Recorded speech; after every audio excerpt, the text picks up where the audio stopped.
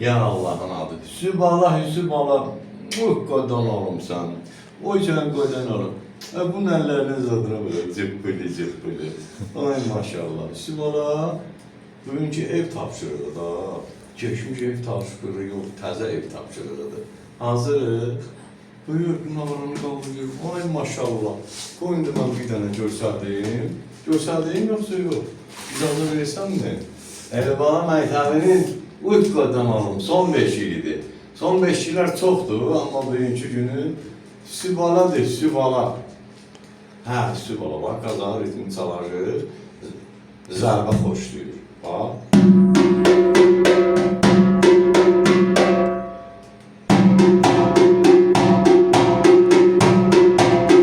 Sonra da sol alına bak.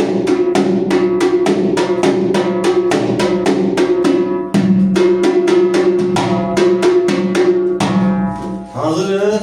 Ya Allah, buyur.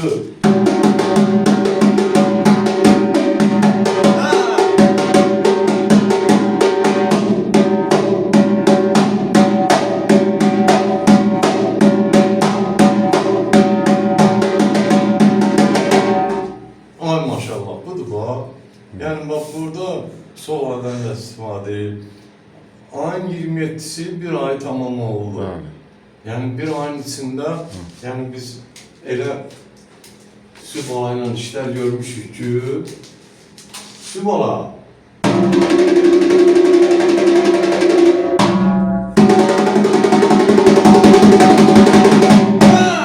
Ay maşallah, qadan alaram mən. Ha bu oldur şöldürüz, ha bu dıx bizi kırdı. Ha.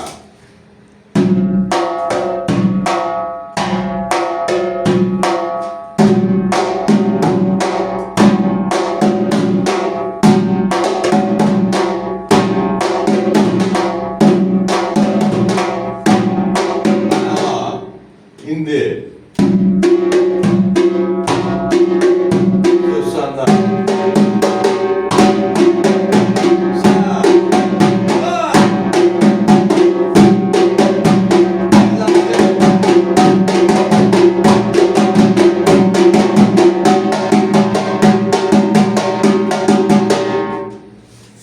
Elbala Məktəbi gəncə bax budur.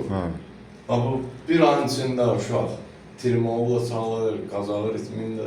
Qazağı ritminin özünü çalır.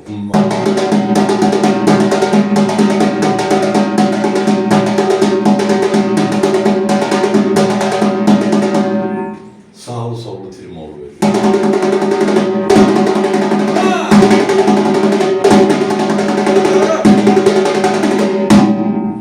İki tane orta, dum dum tak. İndi sağ da vur. İndi sağın özünde dum dum tak.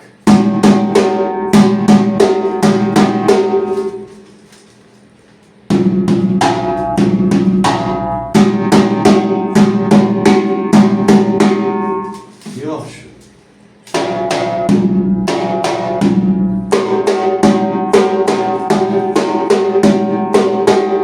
Allah can sağlığı versin. Sağ ol.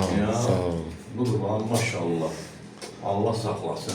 Sağ ol. Mövlana Nazimi yaşayış yeri, Gəncə şəhər iş yerimizdən Mövçular Mədəniyyət Sarayının qapısı xalqın ballarının üzrə çıxdı. Biz hazırıq, qəbul eləyək. Nəyi biliriksə də. Sən tələbə qoyan olun ha. Ay maşallah, ay maşallah. Allah saxlasın. Deyir qardaş, Allah saxlasın balamı. Allah var eləsin. Sağ olun.